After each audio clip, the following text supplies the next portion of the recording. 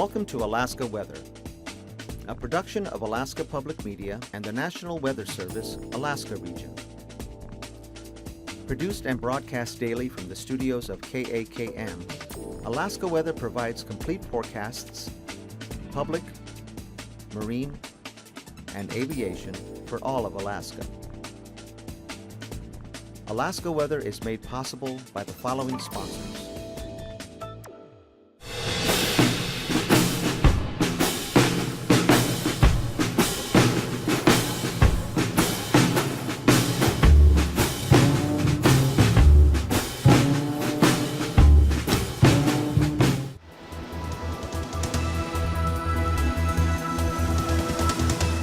The National Weather Service.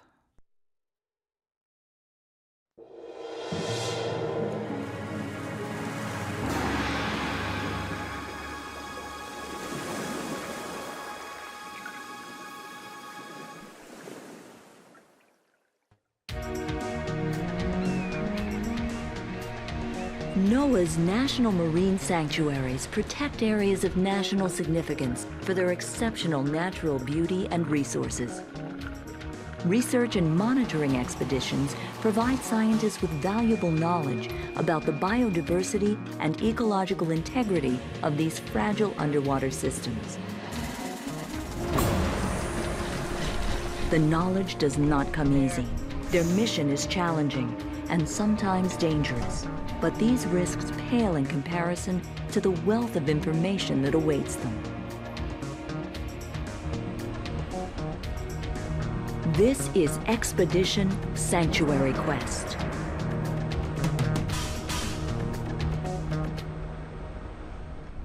Preparing a research vessel to go to sea is a huge undertaking. Over the course of one day, the empty ship transforms into a high-tech research platform. Tons of equipment, provisions, and supplies have to be loaded and stowed. The crew must double-check every last detail. Once at sea, the ship must be entirely self-sufficient. To keep everything running smoothly, the crew charts a cruise plan to coincide with the schedule of research. The goal of this expedition is to assess the health of offshore and nearshore marine ecosystems. The NOAA ship MacArthur will spend 2 months at sea, focusing on all the national marine sanctuaries along the West Coast, from Southern California to Northern Washington. Research takes place around the clock, and as night closes over the sanctuary, a team of special map makers deploy their side-scan sonar. The sonar will provide acoustic information to make detailed maps of the ocean floor. As one set of scientists are finishing up the night shift, another is being called to start their day. Wake-up calls come early, usually before the sun is up. By dawn, Chief Scientist Sarah Fangman is on the bridge, checking the plans for the deployment of the remotely operated vehicle. Our weather has turned a little bit, and so we're going to have to move to a more protected area where we can work. Well, as long as we're heading in this direction, because the weather is forcing us that way, we'd like to stop. Once calmer waters are found, the science continues. The remotely operated vehicle crew prepares their machine for its dive. The ROV allows the scientists to penetrate the unexplored depths, which account for 90% of the ocean. There is no idle time. While the ROV is being prepared, another group of scientists takes seawater and surface plankton samples. As the samples are collected, they go straight to the onboard lab, where they are processed and analyzed. The ROV can stay down many hours, whereas divers are limited with supplied air, and we can rotate shifts and go 24 hours a day, 7 days a week. The cameras on the ROV are the scientists' eyes into the ocean. These cameras will confirm what the scientists have found through the side-scan sonar mapping. The ROV also allows scientists the opportunity to do species counts and more detailed habitat classification. Guys, look at the anemones in the coral It's excellent. gorgeous. Excellent. Habitat's changed dramatically. Yeah. Oh, did you nice see it just one. caught Hey, that? Yeah. Did you see that? Oh, yeah. A research ship can be a dangerous place with hazards all around. Everyone must be alert to these and know how to deal with emergencies. Fire and evacuation drills are performed without warning at any time of the day or night. As the science work goes on, the ship's crew also works around the clock. Engineers keep the engines operating properly, while the deck officers constantly monitor the ship's location. The deck crew operates all the machinery needed to perform the research, and the galley crew has to be sure all 40 people on board get fed. As night falls again, another shift of scientists begin their work in trawling for plankton. Half moon out there, so there's quite a bit of light, which will affect how fast and how high these critters come up in the water column. Okay, watch the slack there, folks. Okay, got her. Let her go. One more step in measuring productivity of an area. Juvenile deposits, krill, squid, copepods. After a long, wet night, dawn finally comes. The ship begins a transit to the next area for work. As miles of ocean slide beneath the hull, the observations and data collecting continue. Seabird and marine mammal observers are out working. Bird and whale counts help determine the health of a given area. For 2 months, this grueling schedule of day and night scientific work continues, searching for the understanding that will provide solutions to better manage resources within our national marine sanctuary.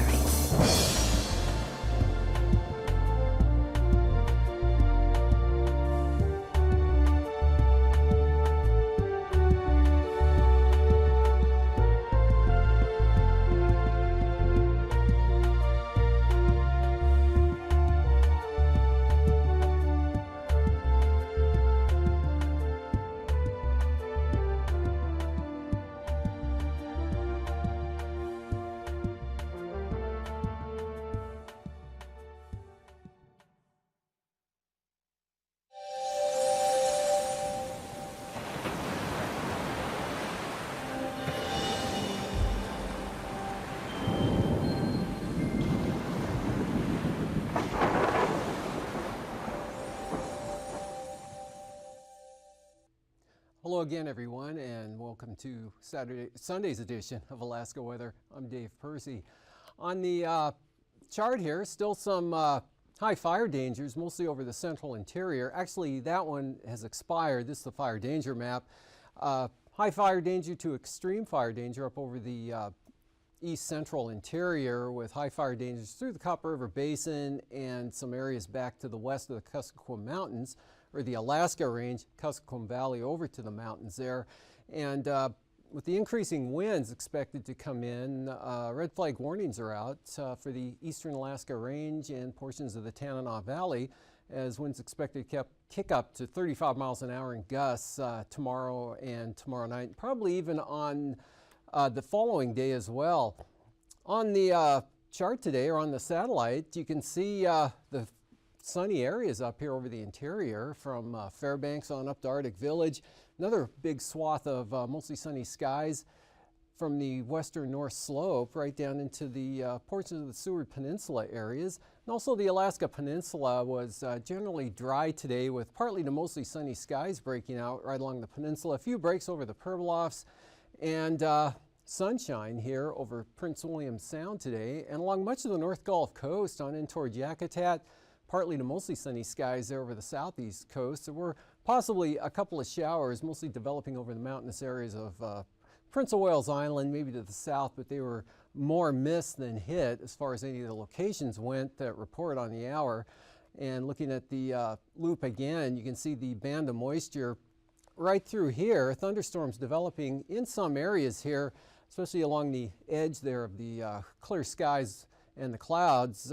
Some thunderstorms, mostly from the Mount McKinley area and back to the west. A single strike down there appeared to be close to the north shore of Kamishak Bay.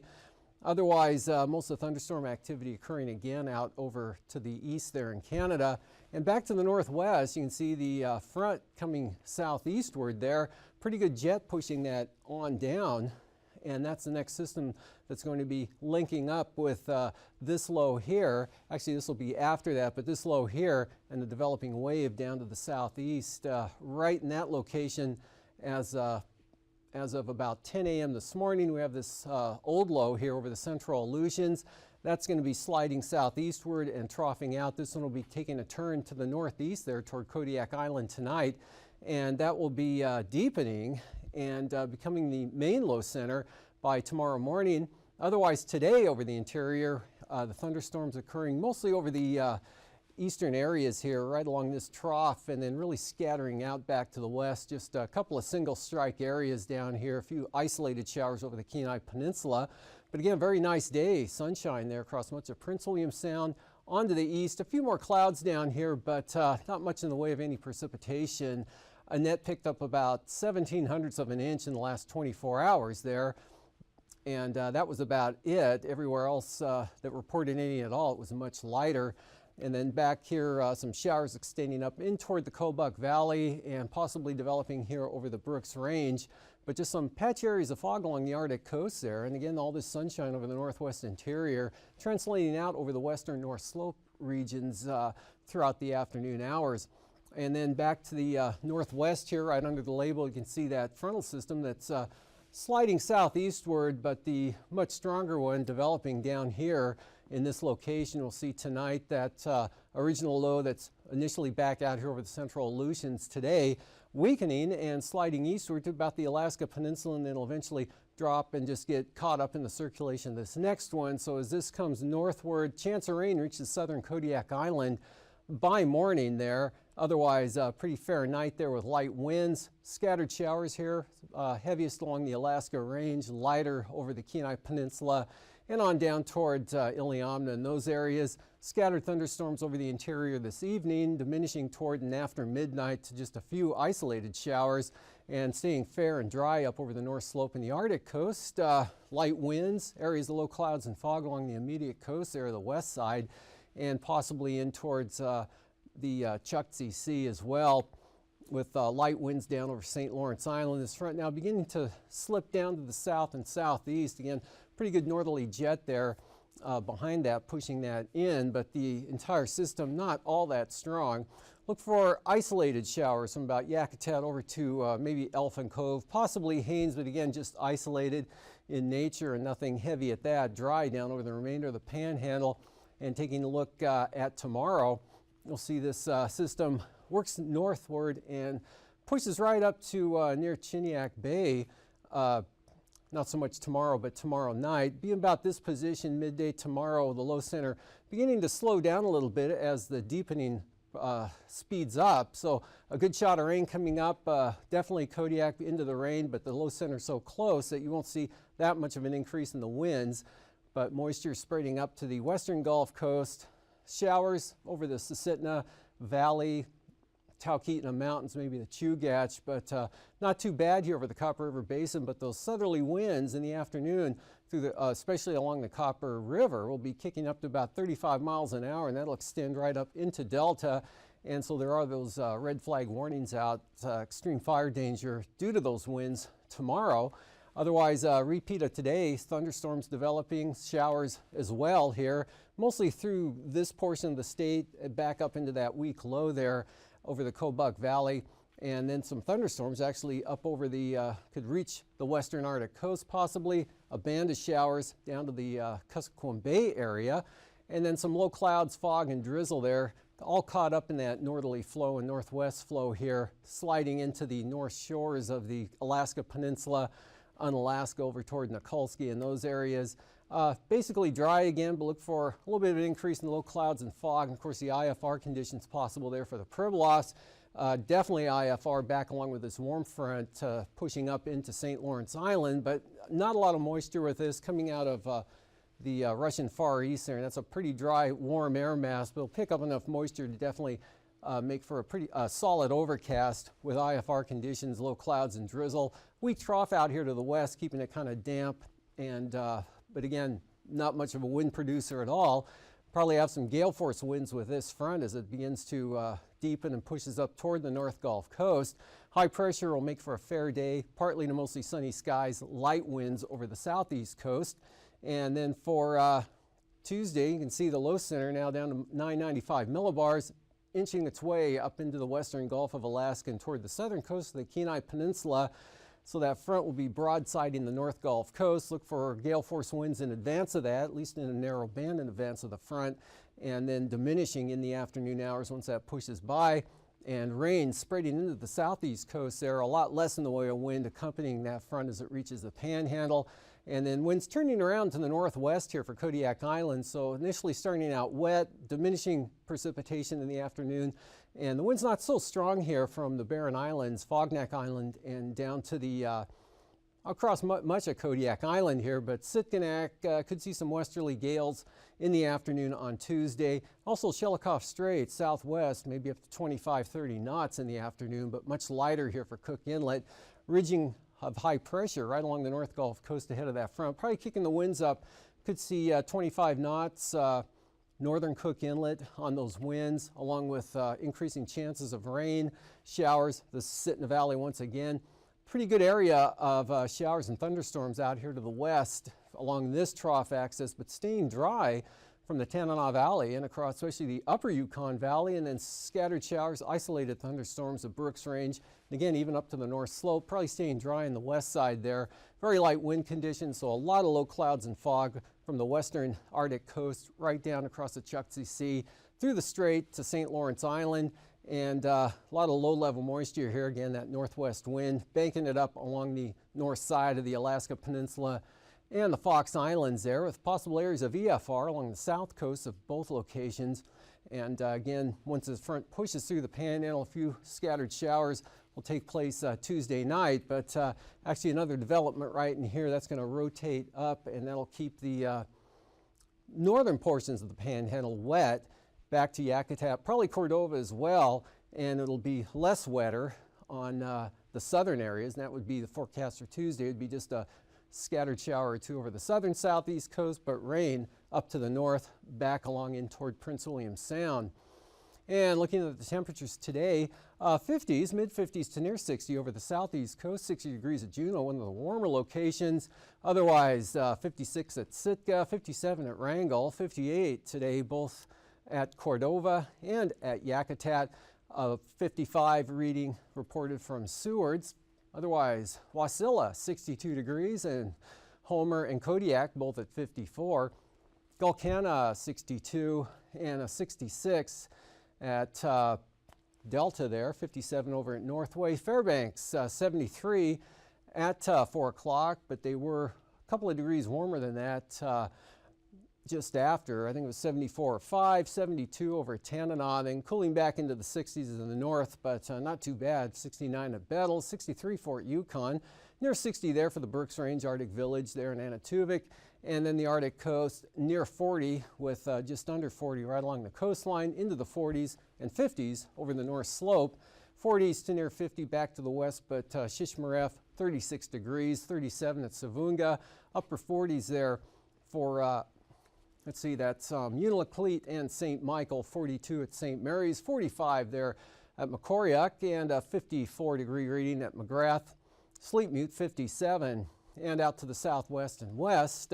Mostly in the mid-40s here for the Aleutians, up on Alaska up to 49 degrees, about the same there in Cold Bay. Chignik, 52, 51 in King Salmon, and 47 at Cape Newenham, 50 degrees, clearing out there at Bethel. Saw some sunshine across the Kuskokwim Delta. And for the lows tonight, in the lower 30s here to the north and to the west, all the way down to the Pribilofs. Otherwise, everywhere else in the 40s, with temperatures maybe holding near 50 there over the southern Panhandle, but generally in the 40s over much of the state for the low temperatures. And for the highs tomorrow in the 40s again to the northwest and west, also down to the Pribilofs, upper 40s for the Aleutians, and otherwise over the interior and everywhere else, 60s to mid-70s. Fort Yukon there to Eagle, looks like mid-70s tomorrow, but even the Tanana Valley back into the lower 70s, then with more cloud cover cooling back into the 60s, upper 50s along the North Gulf Coast, and upper 50s to lower 60s for the Panhandle. Flying weather showing as that storm lifts northeastward, that'll push some IFR right up to the southern coast of the Kenai Peninsula, and that'll eventually slide up into western Prince William Sound there and through Passage Canal. So IFR also here advancing up over the southern Cook Inlet area, Kamishak Bay, up toward Iliamna, marginal VFR in areas here over at Bristol Bay, more IFR out along the coast, and again along the Alaska Peninsula. The big swath of low stuff out here from the Bering Sea right up into the Point Hope, Cape Lisburne area. But VFR here up to the north and northeast, as well as the Copper River Basin all the way down into across the Panhandle. Passes Anatuvik looking VFR both sides, as well as Adigan VFR conditions. Lake Clark and Merrill VFR on the eastern approaches, but marginal through the pass and possibly becoming IFR on both eastern entrances here, especially into the afternoon for both Lake Clark and Merrill. Rainy, same forecast, becoming IFR possibly on the eastern entrance tomorrow afternoon. Otherwise, the pass marginal VFR on the west entrance. Windy VFR possibly becoming marginal late in the day. Isabel VFR, possibility remains of a thunderstorm, and Mentasta VFR for Tanita looking good tomorrow. Portage marginal VFR becoming IFR, especially on the eastern entrance, probably by midday or into the afternoon. Chilkoot and White VFR. Freezing levels showing colder air mass now coming down from the northwest there to about the eastern Aleutians tonight, associated with that low over the central Aleutians, and then the gradient here with that front as that next wave develops and rides up to the northeast. Otherwise, about 6,000 to 8,000 feet here over the interior. Not much change there, and really no gradient at all there over the southeast coast. Freezing levels about 6,000 feet.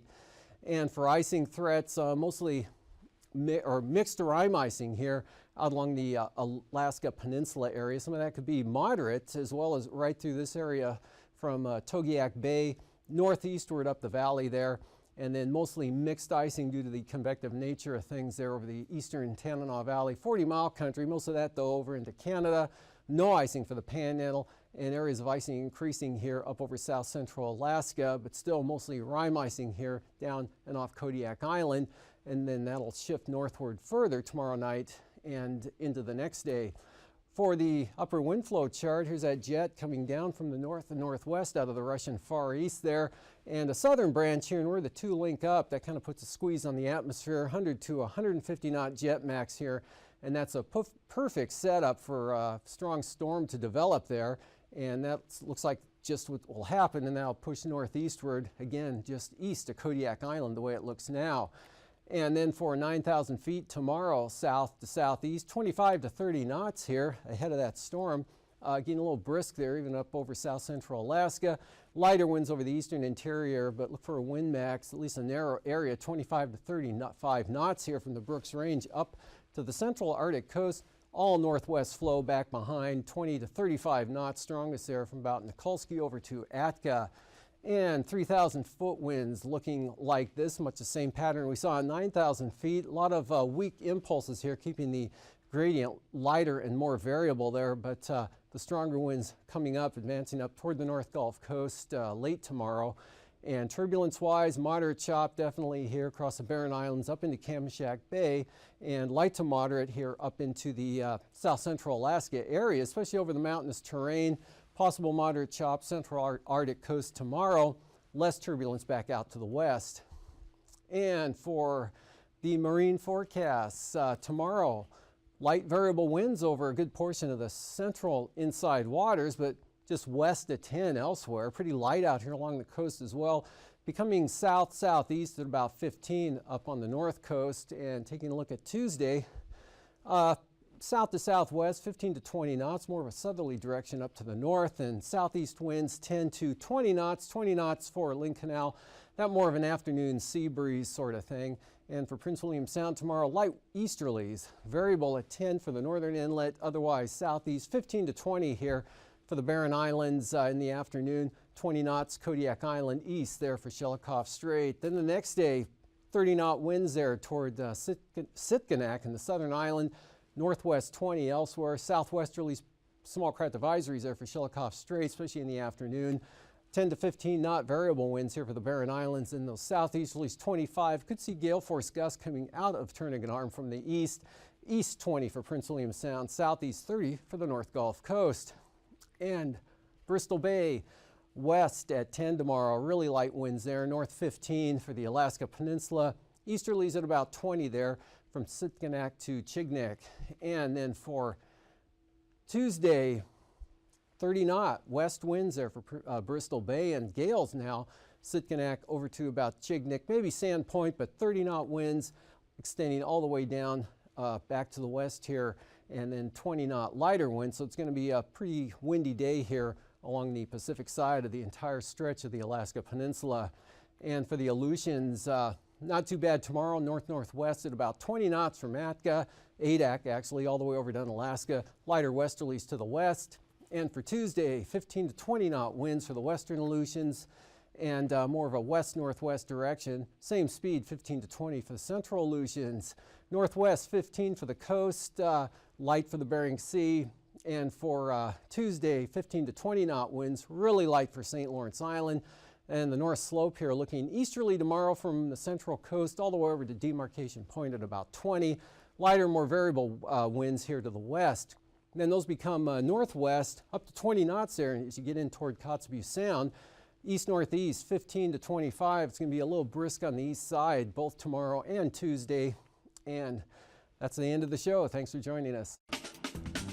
These forecasts are to be used for planning purposes only. Call 1-800-WX-BRIEF for a formal pre-flight briefing. Always file a flight plan before you go flying. The U.S. Coast Guard Auxiliary urges you to leave a float plan with a friend or the harbor master before you go boating. Alaska Weather is made possible by the following sponsors.